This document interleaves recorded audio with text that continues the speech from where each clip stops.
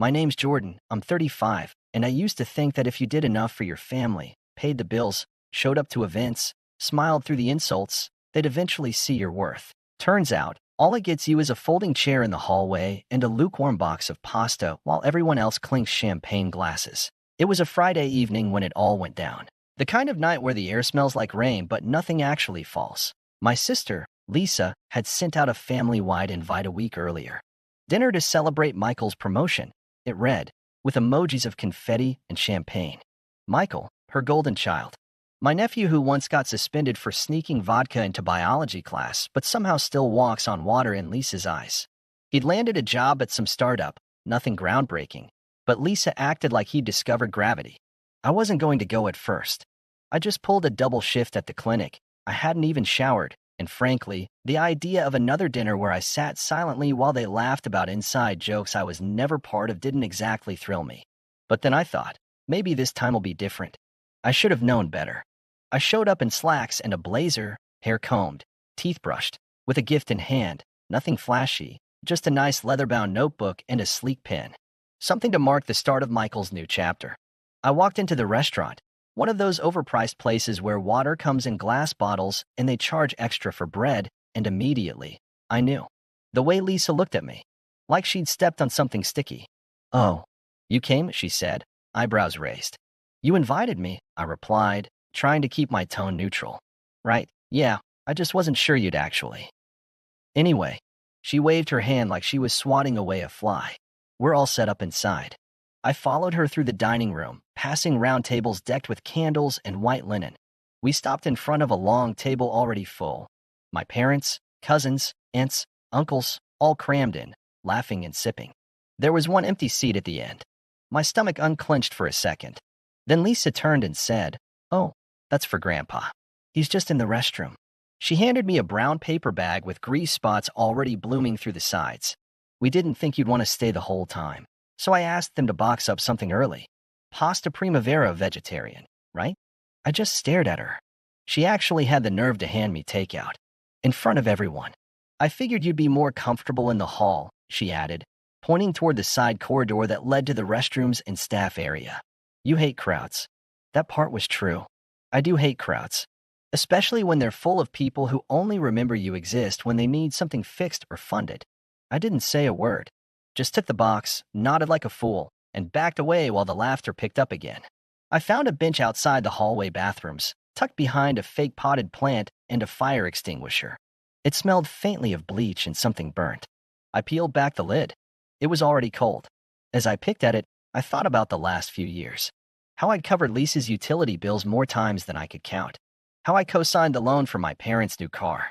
How I'd lent Michael money for a deposit on his first apartment. No one had paid me back, and I never asked. I always figured, it's family. They'd do the same for me. But deep down, I knew that wasn't true. They wouldn't. Half an hour passed. I checked my phone. No texts. No missed calls. No one asked if I was okay. The restaurant staff walked by a few times, giving me sympathetic looks.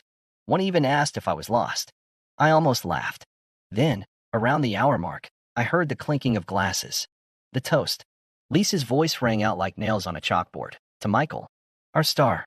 You make this family proud." There was cheering, applause. Someone banged on the table. I closed my container and tossed it in the trash next to the bathroom. My appetite was gone. I was just about to leave when a waiter approached me, a sleek-looking guy with slick-back hair and a silver pin tucked behind his ear. He smiled politely, then glanced at his little notepad. "Excuse me, sir. Are you Jordan?" I blinked. "Yeah, there's a discrepancy on the check. The bill's already split, but your portion is the remaining balance, $2,900. I almost laughed. "You got the wrong guy." He tilted his head, a little confused. "This is the name I was given. Lisa said you'd take care of it." I stared at him for a long moment. His smile faltered. He looked nervous now, probably wondering if I was about to blow up. But I didn't yell. I didn't cause a scene. I just stood up slowly, dusted the crumbs from my lap, and gave him the calmest smile I could muster. "I don't pay for strangers," I said. "You should ask the people at the table." Then I walked past him, to the dining room, straight toward the door. And that's when I heard it, Lisa's sharp voice rising over the low music and murmurs of conversation. "Wait, what do you mean he said no? He's family." He always pays. I kept walking. The last thing I saw before I pushed open the door was Michael looking up from his phone, puzzled. Then Lisa scrambling to get out of her seat, panic starting to creep across her face. I didn't look back. The moment I stepped out into the night air, something in me cracked loose, quietly, without fanfare, like a button snapping off an old coat you've worn too long. I didn't drive home right away. I sat in my car with the engine off, fingers resting on the steering wheel, staring out at nothing while my mind replayed every quiet insult I'd ever swallowed at that table. Every time they made a joke at my expense and called it love. Every time Lisa said I was too sensitive. Every birthday they skipped. Every dinner they made me pay for under the assumption that I owed it to them for being the one who made it out. I scrolled through my phone. No texts. No apologies. Just the quiet confirmation of everything I already knew. I wasn't family. Not in the way they defined it. I was the ATM with a pulse. The spare chair. The emergency contact they only remembered when rent was due. I went home, opened my laptop, and got to work. You see, what Lisa and the rest of them didn't know was just how much I'd been managing behind the scenes. Over the years, I'd gotten tired of them defaulting on everything. So I'd put my name on more than just their bills. Lisa's mortgage? In my name. Michael's car? Me. Even my parents' property taxes, set to auto-pay under an account they didn't have access to. I didn't do it out of control. I did it because I thought I was protecting them. Because I believed that one day, they'd appreciate it. That they'd look at me and say, "Thank you, Jordan. We see you. We're sorry." But they didn't. And that night, after being fed cold pasta and insulted with a bill the size of a mortgage payment, I realized I'd been playing landlord to a circus of entitlement. So I stopped. Quietly, methodically, without a single warning. First, I logged into Lisa's mortgage portal and canceled the auto-pay. I let the next due date sit there, untouched, with a red alert that would hit in about 12 days. I also scheduled a document delivery, the kind that makes you sign for it, letting her know that the house would officially revert to my ownership within 60 days if payment wasn't made. Because, and here's the kicker, she hadn't read the fine print on the contract I had her sign when I saved her from foreclosure 4 years ago. She thought I'd just helped out. Nah, I bought it. In full. Her name was only listed as a tenant. Legally, I was her landlord. Next, I pulled up the car loan for Michael. I'd made the down payment, covered the monthly notes for the last 16 months, and ensured he never saw a bill. He'd bragged online about buying it himself. Started from the bottom. Now I'm here. Or something equally cringeworthy. I stopped the payments. Scheduled a repossession. I even called ahead to make sure it happened early in the morning, when he'd be getting ready for work, thinking he was still hot stuff with his tech startup badge. Then I tackled the utilities for my parents' house. Gas, water, electricity, all on my name, all paid automatically. I stopped every one. It took 5 clicks. And just for good measure, I added a "do not restart without owner consent" note on each account. They'd have to call me to get them turned back on. Which, of course, I wasn't going to do. By the time I finished, it was nearly 3 a.m. My phone buzzed for the first time. Lisa texted, "Where did you go?" "The waiter said you left without paying. I had to put it on my card. You could have warned me." I didn't reply.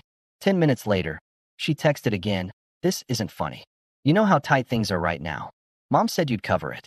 Still, I said nothing. Then came Michael. "Hey man, can you spot me till Friday?" The card declined at the gas station. Weird. Then my mother, "Why are the lights off? Did you forget to pay again? Can you call the company? Your father is getting upset." By morning, I had 27 missed calls. By noon, 42. I silenced my phone, put on some music, took the day off work. I even went for a walk. For the first time in years, I felt light. It took less than 2 days for the fallout to start. First, Lisa. She called during dinner hours, the time she knew I'd be free. When I didn't pick up, she left a voicemail. Her voice was tight, trying to sound calm, but there was a quiver in it. "Hey, Jordan. So, I got a letter from the mortgage office. Something about a notice of default. I'm sure it's just a mix-up, but, can you call me? Like soon." I saved the voicemail. Didn't respond. That weekend, Michael's Instagram story featured a cryptic photo of his driveway. Empty, with the caption, "People be fake AF." He posted a poll, "Ever been betrayed by someone close?" With 2 options, yup and always. I tapped yup. By Monday, my mother called my work. A receptionist passed me the phone and whispered, "It's your mom. She sounds desperate." I took the call in the break room. "Jordan," she said immediately. "Did something happen? We haven't heard from you." "I noticed," I said, stirring my coffee. "The utilities. Your father nearly fell down the stairs trying to find a flashlight." "I'm sure Michael's promotion can pay for batteries," I said, sipping slowly. There was a long silence. Then, "That's not fair." "No," I said. "What's not fair is spending years supporting people who treat me like a backup plan until they need a credit card." She sighed. "Honey, it was just a dinner." "Exactly," I said. "A dinner that proved everything I've always suspected." Another silence. Then she said the one thing I'd waited a lifetime to hear. Not an apology. Not regret. Just, "We need to talk." But I wasn't ready. Not yet. Because something told me the best part of this story hadn't even started. I didn't block their numbers, at least not right away. No, I wanted to hear the voicemails pile up. Let the desperation steep. It was oddly satisfying, hearing Lisa's tone evolve from annoyed to confused to that cracking edge of panic she usually reserved for when the nail salon double-booked her. She tried every flavor of manipulation, guilt, flattery, even pretending it was all a misunderstanding. One voicemail. "Hey, can you just call me back? I think we got our wires crossed. I didn't mean to, exclude you. You get so uncomfortable in big groups." I was trying to help. The next day, "Jordan, this is serious. The mortgage company said they're sending someone to evaluate the property. Are you really doing this to your own sister?" Then came the text messages. My favorite was a screenshot of her bank account with a minus $18.43 balance and a caption that read, "Happy now." As if her financial ruin was supposed to make me feel guilty. Like I hadn't been plugging that sinking ship for years. Michael wasn't much better. He sent one long, breathless message that read like a stream of consciousness meltdown. "Dude, my car's gone." Gone. Some guy just rolled up with a flatbed at 6:30 a.m. and took it. I called the cops, and they told me it was a repo. What is wrong with you, man? You said you had it covered. You always pay. Why are you doing this now? I didn't answer. Instead, I went to the gym. Had a smoothie. Took myself out for sushi. You'd be amazed how quiet life gets when you finally stop fixing things for people who never said thank you. And how loud they get when the silence drags on. The next real blow came Wednesday. My parents showed up at my place. I live in a quiet townhouse on the edge of the city, nothing fancy, but it's mine. Paid for, clean, no one else's name on the deed. I was folding laundry when I saw them through the peephole. Dad in his usual windbreaker, arms crossed like he was staging a protest, and Mom with that pinched look she wears when she's rehearsing something manipulative. I didn't open the door. Instead, I turned the volume up on my TV and sat on the couch. They knocked 4 times. On the 5th, Dad muttered something I couldn't hear. Then I saw Mom take out her phone and start typing. A few seconds later, my phone buzzed on the coffee table. Mom texted, "We're outside. Can we talk?" Then another. "Jordan, this isn't how families work." And finally, "You're acting like a stranger." Stranger. That word sat heavy in my chest for a moment. I stared at it, then looked out the peephole again. They were still there, shivering a little in the wind, as if showing up in person was enough to erase everything. I texted back, "Strangers don't pay your mortgage, or cover your bills, or sit in hallways with takeout while you toast someone else. You made it clear I wasn't family. So now I'm just playing my part." They left 5 minutes later. I didn't feel good. Not exactly. I wasn't celebrating. But I felt something else, something steadier than guilt. Clarity. For the first time, I knew exactly where I stood. And it wasn't in the hallway anymore. The next 2 days were quiet. Too quiet. Then, Saturday night, the group chat lit up. The one we hadn't used in months. The one titled Family Things that Lisa had made after some weekend spot trip years ago. Normally, it was dead. But suddenly, message after message started flooding in. Lisa texted, "Does anyone know if Jordan's even planning to show up Sunday?" Uncle Ray texted, "Show up where?" Lisa texted, "Dad's birthday. At the house. 3 p.m. Cousin Tara texted, "I thought he wasn't invited?" Lisa texted, "That's not the point. It's still Dad's birthday. He needs to be there." Michael texted, "He's ghosting me too. My lease is up next month and I need help figuring it out." He won't respond. Then Lisa tagged me directly and texted, "Can you please stop being petty? You made your point. Let's just put this behind us." For Dad. I didn't reply. An hour later, my voicemail dinged. Another one from Dad. This one different. Jordan, he said, in a low, tired voice, I know you're mad. I don't blame you. I wasn't proud of what happened at the restaurant. I should have said something. Should have told them to stop. But I didn't. I sat there, like always.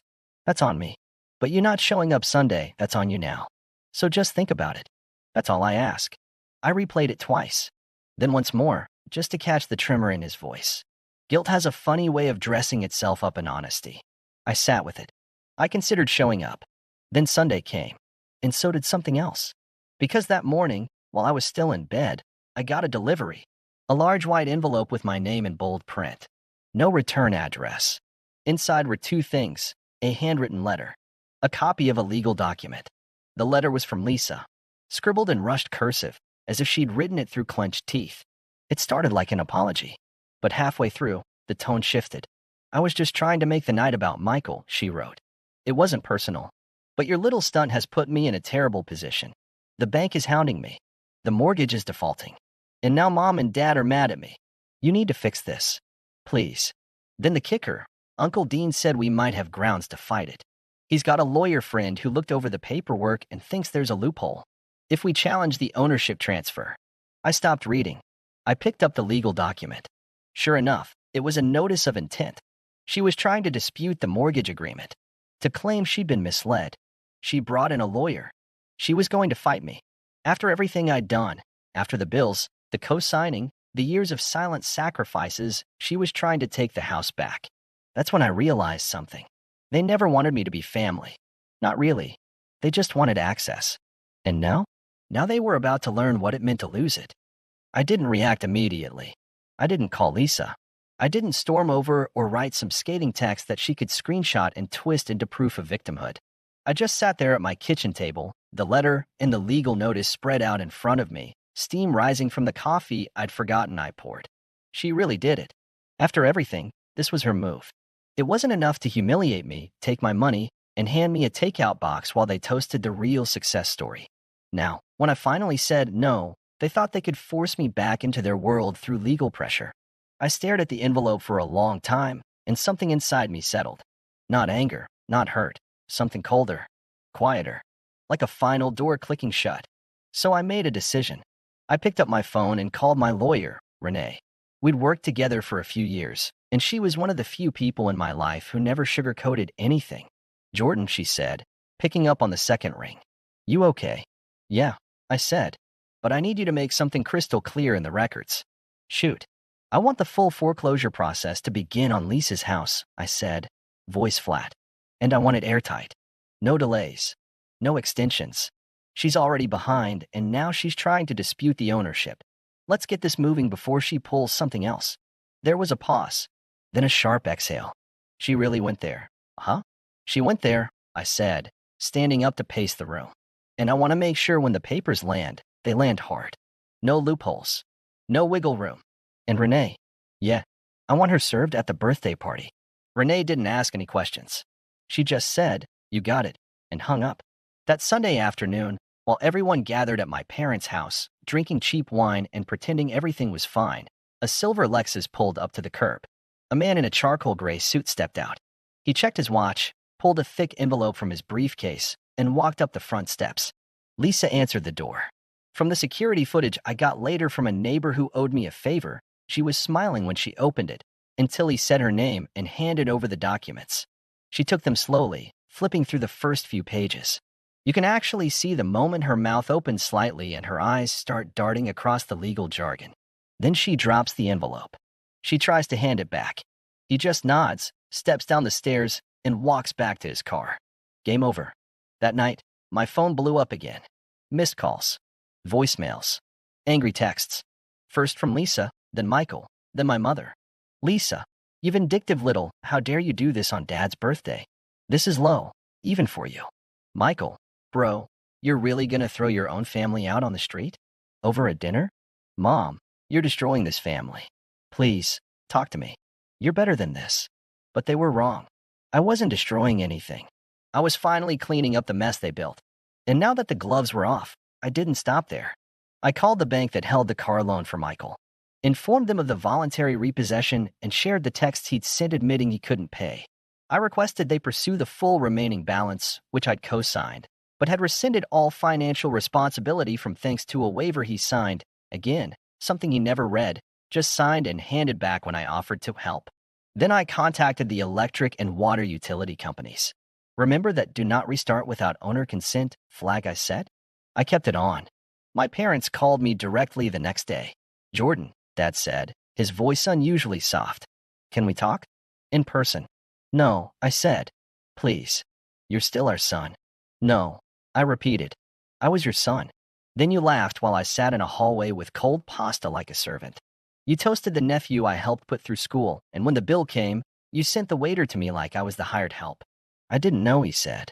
You didn't care, I replied. But now I do. And I'm done. A week passed. Lisa begged for a meeting. She even tried coming to my work. I had security escort her out. She finally left one voicemail that struck a nerve, but not in the way she hoped. You know, she said, her voice cracking, you always played the victim. You act like you were so unloved. But maybe you just made yourself hard to love. Always judging. Always acting better than the rest of us. Maybe that's why no one wanted to sit next to you. I played that voicemail twice. Then I uploaded it to the shared family drive, the one we used for birthdays and holidays and baby photos. Just labeled the file, what Lisa thinks when she thinks no one's listening. The reactions were satisfying. Cousin Tara texted me the next day, yikes. You were right. Uncle Ray, just listen to that. You didn't deserve any of this. Even Grandpa, who hadn't said much in years, called me, just to say he was proud of me. Eventually, the house went into foreclosure. Lisa tried to drag it out, but she didn't have the funds or the legal standing. She and Michael moved back in with my parents, who now had utilities under their name, with a hefty deposit required since they had a delinquent record. I never lifted a finger to help. Word spread. They stopped inviting me to things, of course, but that was fine. For the first time, I spent the holidays with friends who actually appreciated my presence. I even hosted a dinner, small and warm, with people who asked how I was doing and didn't expect anything more than my company. It took a long time to stop flinching every time my phone buzzed, to stop feeling that sting in my chest when I saw old photos pop up, to stop wondering if I'd overreacted. But I didn't. I set a boundary. I stopped being their fallback plan. And in doing so, I finally became something they never expected. Free. So yeah, seats are reserved for real family, Lisa had said. She was right. They are. Which is exactly why they're all hers now. And I'm no longer in one.